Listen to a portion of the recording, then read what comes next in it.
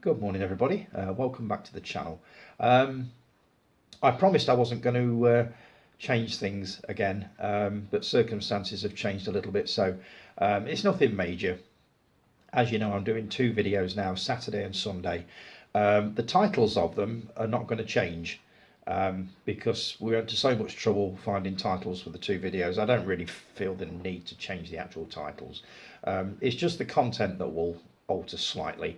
I now find myself working Saturdays, so I'm not going to have a chance to do a video on a Saturday, but what I will have a chance to do is pre-record Saturday's video probably the week before or a few days before. That video will be the one with the top 10 list, reviews, what I've been buying, the kind of stuff that you can actually pre-record and put on sort of a few days later. The Sunday service one is now going to be the ChitChat catch-up as such, because obviously you can't pre-record talking about comments and stuff on the Facebook page when they haven't actually happened. So the only change is going to be is that the reviews, the top 10s and all that sort of thing are going to be done on a Saturday, and they will be pre-recorded a couple of days before, and the chit-chat catch-up will be on a Sunday, but the actual titles of the videos won't change. I don't really see the point of it, to be honest. So there you go, yet another change, and that is my final word. As I say, I will be working Saturdays from now on, and it is, as far as I know, indefinite, so I'm not going to have a chance to do much of anything on a Saturday, so it'll give me a chance to pre-record stuff sort of a few days before, as I've already explained. So right, less of that. Where to start now? Comments on last week's video. I promised I would address all the comments on the video, so here we go. First of all, the cult laws, JR and Dane. Thanks ever so much for commenting, guys. Really appreciate it. You said keep forging and growing your channel. I will be doing that, absolutely. As I've said before, I'm not after thousands of subscribers because I don't think I'm going to get that. What I do is kind of a little bit niche. I know there are quite a few people doing it, but there's a lot of people do sort of professional looking videos and this, that and the other. I just basically sit here and, you know, talk about what I've watched or what I haven't watched or like. So, but I will be growing the channel, but not nice and slowly. I'm quite happy with what I've got at the moment. As I've said before, I think I've got something like 78 subscribers. I know it doesn't sound like many, but I've got my my dedicated viewers, and that's really all I'm bothered about. It, you know, I sit here and I know I'm doing it for a small group of people, and I'm quite happy with that. So, but yes, I will be forging on without a doubt and growing the channel nice and slowly. So thanks for that. Dave Lowe, we were talking about steel books last week, and you were saying that whenever you talk about steel books or put pictures on, you can almost hear the yawns and see the glazed over looks. Absolutely not, mate, I promise you. I love looking at other people's collections of things, as you know, and I know the other group members do as well. So don't ever think that. We love seeing you know, other people's steel books and DVDs, and you know, if it wasn't for that, I wouldn't have a video to do here, because pretty much a lot of what I do is talking about, you know, the collection of bits and pieces I've watched and showing you what I've watched and this, that and the other. So no, don't ever think that, mate. I love seeing your collection, without a doubt. You also mentioned about BritBox.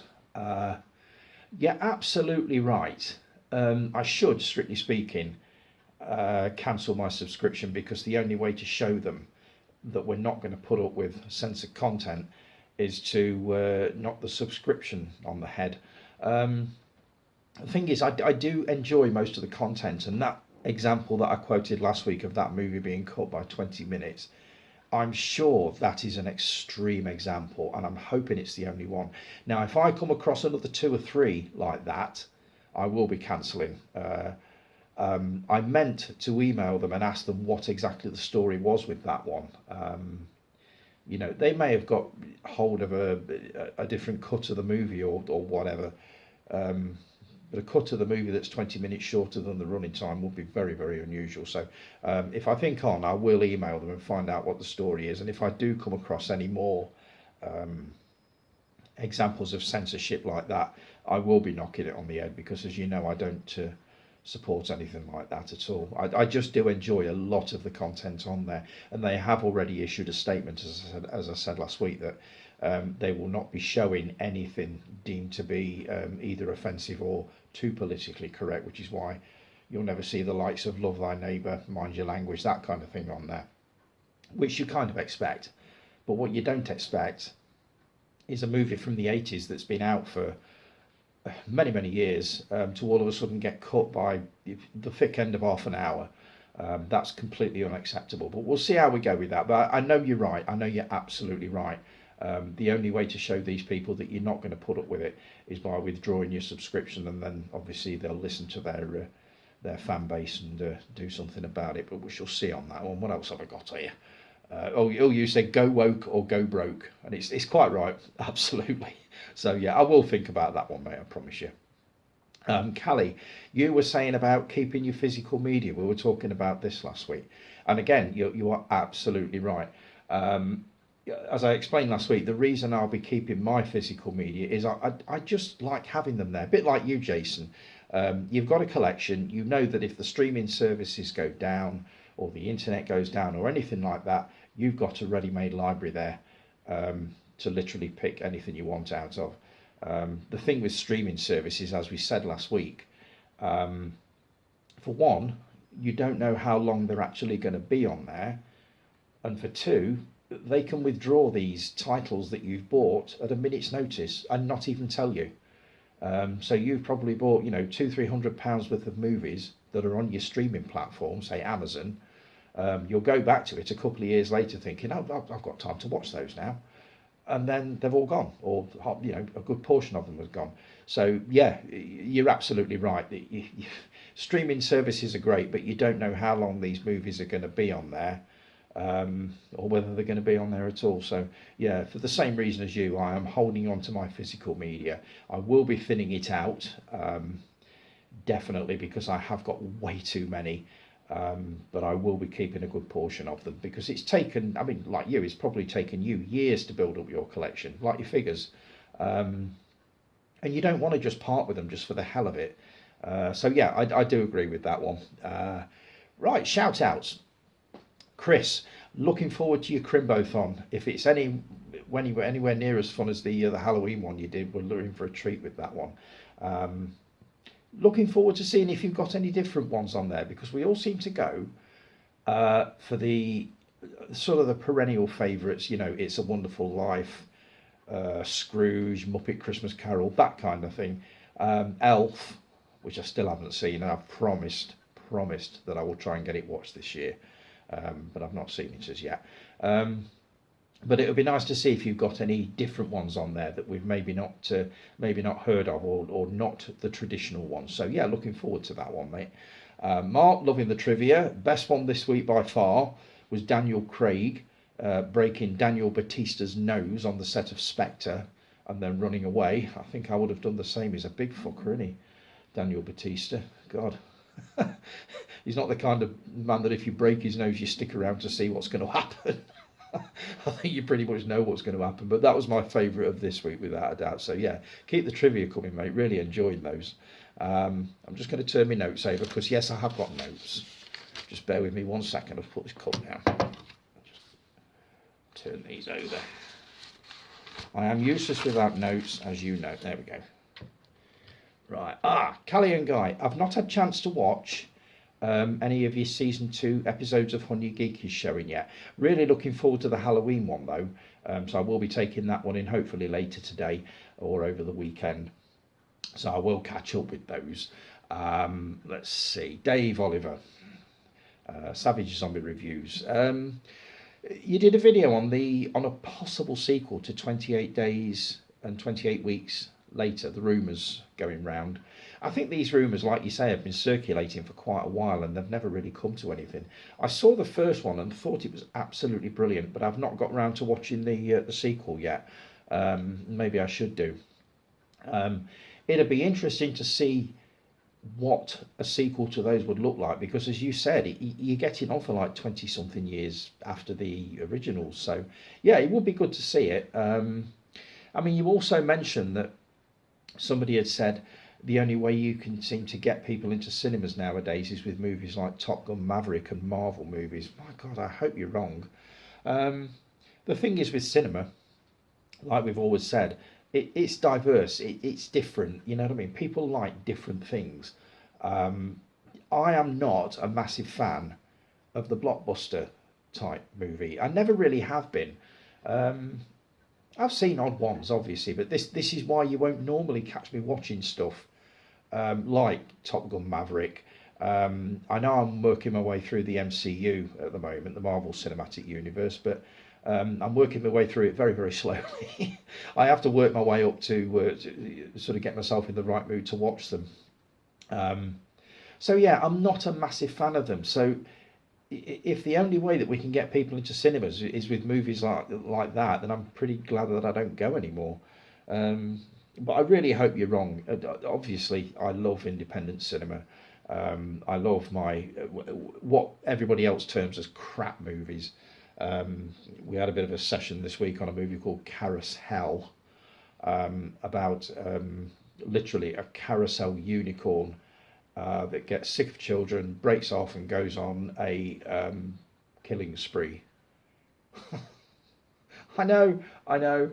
It sounds absolute bollocks, but I can't explain why I like these movies. I think it comes from, as a kid, I grew up with a lot of the 50s monster movies. And in amongst all the classics like Tarantula, the Black Scorpion, the Giant Ants in them, there were an awful lot of really, really rubbish ones like the Space Children, the Mole People, all sorts of stuff like that. And I grew up watching those, and I've got a real fondness for them. Um, and it's kind of gone into the modern movies like Larmageddon, Killer Sofa, Carousel, which is bloody difficult to get hold of. I've had a hell of a job finding a copy of that one. Um, but as much as you berate me for it, I can't stop enjoying them. And I don't watch them all the time. I don't get a chance to watch movies back to back anyway. So watching basically rubbish movies back to back is not something um, that I do. But I do occasionally enjoy watching something like Carousel or Attack of the Killer Tomatoes. Or as somebody said the other week, if there was a movie called The Killer Toaster Attacks New York, Tony would watch it. Too bleeding right, I would. That's great. If anybody out there has seen that remark and wants to make a movie about a killer toaster, please go for it, because I will watch it, I guarantee you. Um, anyway, I diverse. Where were we? We were talking about independent cinema stuff. I've gone completely off subject. Sorry, Dave Oliver. We were talking about cinema being different and this, that, and the other. Yeah, I do enjoy the low budget independent cinema. So yeah, I mean, if the only reason people are going to the cinema now is to watch Top Gun Maverick, Marvel, Jurassic Park, or Jurassic World as it is now, then that's a real shame. But if that's the way it is, that's the way it is. What's your local cinema like, by the way, in the Isle of Man? Is it a multiplex? Is this the one that you worked at? And I'm curious to know whether you have what we would class as a flea pit, which is obviously an old cinema. I have very fond memories of, in the late 70s, early 80s, going to Prestatyn in Wales every single summer to our holiday camp, Pontins. And in Prestatyn, they had a cinema called the Scala, and it was a real flea pit. I actually went to see Little Lord Fauntleroy. I think it was the Ricky Schroeder version in 1979 or 1980. And it was a real old cinema. It looked like it had been there for centuries, and it pretty much looked like that on the inside. But it had a real charm to it. So have you got anything like that in the Isle of Man, just out of curiosity? We haven't in Burton. Ours was the Odeon, which became Robbins after a few years, and that was 3 screens. And it wasn't actually too bad, but I'd have loved to have gone in some of the older cinemas in Burton. I believe we had a Gaumont, we had a Ritz at one time, I think. Um, I just love these old cinemas, and I really do. So, Yep, so that's Dave sorted. Scott, the movie critic, I actually got round to watching one of your live streams this morning, actually. Really, really enjoyed it. You've got a good conversational mix going there. Um, it was good to hear you talking about movies like Dress to Kill, Visiting Hours was mentioned. What were the others? Grey Lady Down, Ghostwatch. Not enough people talk about these old movies. I think we tend to get lost in the newer movies nowadays. Um, but obviously, these movies that you were talking about, I remember going to see. What was the first one? Sorry, I can't be noticing. Dress to Kill was absolutely amazing on the big screen, and that would have been about 1980. I think the following year, 81, was when Visiting Hours came out. Um, I remember, was that Michael, the guy that was in Scanners, Michael Ironside?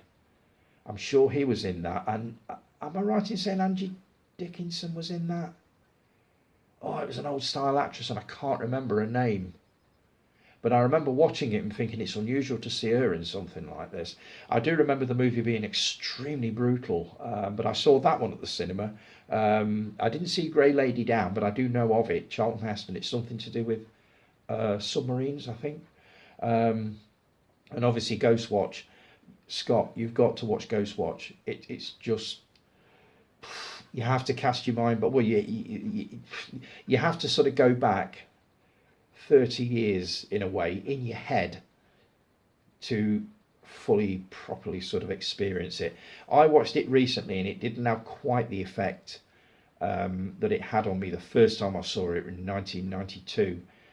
It literally scared me and half the country completely rigid. So you do need to watch it. It's a classic piece of television, really, really well done. And it's pretty much widely known now as the original, the first ever found footage movie. And I'm not surprised. It's it's a piece of work, it really is. But as I say, you've got to in your head go back 30 years um, in a way, because to watch it now, it will look a little bit ropey and a little bit sort of amateurish. But if you've got names like Michael Parkinson, Craig Charles is in it, um, Sarah Green, Mike Smith, these are all famous people. So it's not surprising that this cracking piece of television fooled half the nation into thinking it was real. It's just amazing, Scott. Please watch Ghostwatch and then do a video on what you think of it, because I'd be very, very curious to know what you make of that. But yeah, love the live stream, mate. I can't actually watch them live because now I'm working Saturdays. I have to be in bed by sort of 7:30 to be up for sort of 4 o'clock. I'm such an old lady nowadays. But I will obviously be watching well, not the rerun, the YouTube one that you do, and it will make perfect listening for Saturday morning, because I'll be at work, obviously cleaning the canteen and the toilets and all that, and it's nice to have something to listen to. So your live stream is going to be perfect for that. That'll nicely pass a couple of hours. But yeah, I really enjoyed it, mate. You've got it right there, I think, without a doubt. So yeah, keep on going. And I think that's, oh, Jason, how could I forget Jason? Sorry, Jace. Let's see now. I'll read these out in the order I put them out. I should really put these in some kind of a proper order. But Rising Damp, the movie. I'm glad. Sorry, tapping the card again. I'm glad we agree on that one. I've seen this movie 2 or 3 times, and every time I watch it, I think I should find this funny because the series was brilliant. And Leonard Rossiter's in it, and Denham Elliott's in it. But every time it's not really worked. It's entertaining enough to watch, and I will probably watch it again. But I don't actually find it as funny as it probably should be. But yeah, I'm kind of glad we agree on that. I'm looking forward to seeing what this 1st of January thing is that you've got starting. Underrated.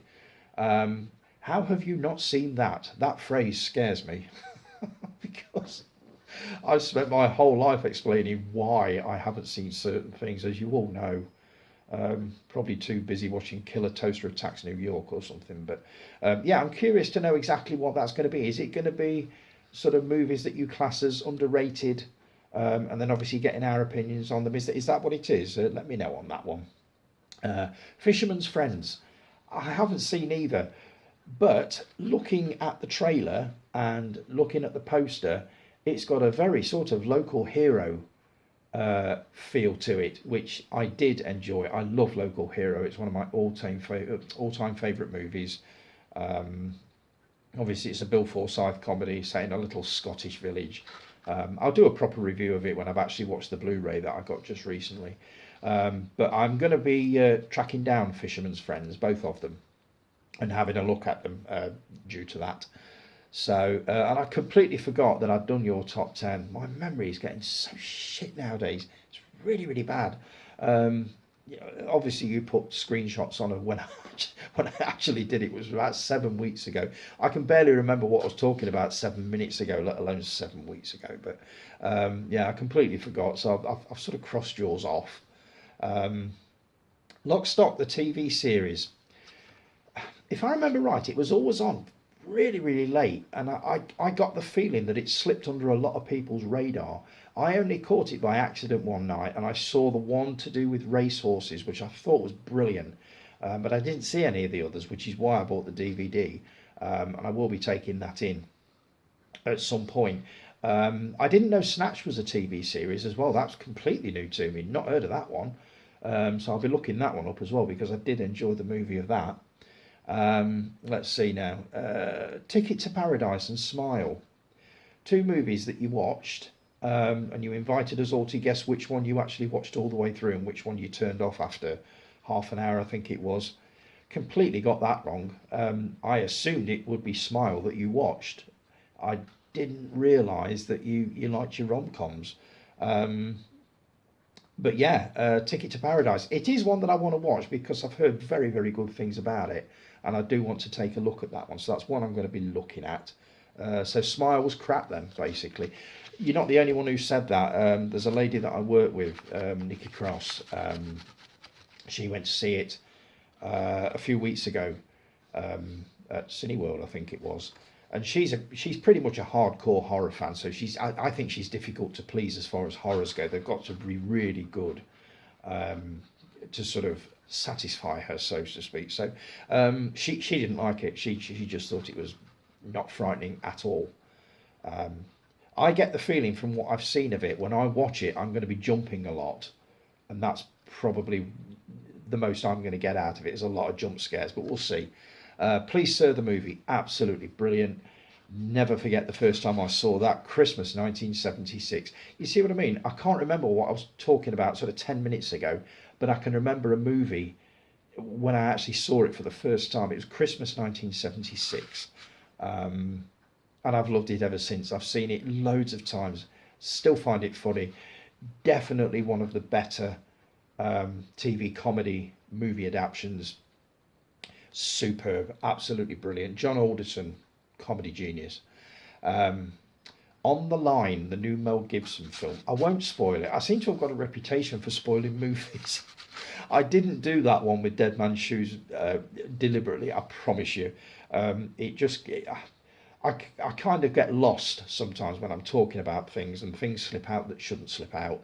But I promise I'll make no more. I'll do no more spoilers. I promise you. I'll certainly try to anyway. On the Line, I really do want to see. I watched the trailer for that, and it looks bloody brilliant. So I'm going to be trying to take that one in, hopefully this weekend if I get the chance. Um, but that comment you put on there about if you've not seen this movie, do not read past this point, I clicked off straight away because obviously I don't like spoilers either. So, right, Likely Lads, the movie. Again, one of the better television comedy adaptations. This is another old one, about 1976, but really, really good. James Bolam and Rodney Bewes, just brilliant, absolutely superb. Love the Jaws jumper, by the way. I threw it out last night that I've got two that I'm looking at. I was going to get the Jaws one, but it'll look a bit like I'm copying you, and I don't want that. So I've got a choice of three. I believe one was Jurassic Park, which is a very colourful one. I do like it. And I've got two Star Wars ones. I think one was an X-Wing, and another one was R2-D2 with the Santa hat on, which I thought was brilliant. I'm erring on the side of the Star Wars one because I am more of a Star Wars fan. than a Jurassic Park fan. But it's one of those where I could end up ordering both. I don't know yet. We'll see how we go with that one. Remakes and reboots this week. Charlotte's Web. Saw the original animated version. I think that was at the cinema. This is going back to the 70s, I think. I've not seen the 2006 version, so can't comment. I did enjoy the original as a kid. The Jungle Book, the original every time. I haven't seen the live action version, but I'm fairly sure that I would err on the side of the original animated. Bare Necessities, I Want to Be Like You, all that kind of thing. Brilliant. The Time Machine, definitely the original with Rod Taylor. I did see the Guy Pearce version, thought it was okay, wasn't bad as a remake, but given the choice between watching either, I would definitely choose the original, which I have seen several times and never get bored of. A Star Is Born, no surprise whatsoever. I've seen the Judy Garland version. There's no surprise at all. I haven't seen the Lady Gaga version. I do want to watch it at some point because I've heard she actually comes out of it quite well. She's turning into quite a decent actress from what I've heard. She's supposed to be very good in The House of Gucci, which I want to take a look at, but that's another 2.5 hours. Why are films so bloody long nowadays? Why can't we just have, 90-minute films, nice little 90-minute films that we can watch, instead of these epics that you virtually have to write. You're near enough have to write off an evening to watch a lot of films nowadays. But I do want to watch House of Gucci, and I will be taking that in at some point. And you also put an article on, or a post on, about arachnophobia. Spielberg is now attached to is sort of. Start again. Spielberg is now involved with it in some way. I don't know how, because I've not looked into it yet, but if he's got anything to do with it, it's going to be brilliant. I don't know the director, not familiar with him. I do know that James Wan is also involved with it, and he was the guy that obviously did The Conjuring, all that kind of thing. So yeah, I'm really looking forward to this remake. I just want some more news on it to confirm that it's actually going ahead. Find out that they've casted it and all this sort of thing. So, right, a couple of quick bits of news. The Waltons are back. Do you remember the Waltons from the 70s and the 80s? They were like the ultimate sort of religious family. It's hard to describe it. It's just a nice family drama set in the American Depression. It ran for something like 8 or 9 seasons. It went on forever.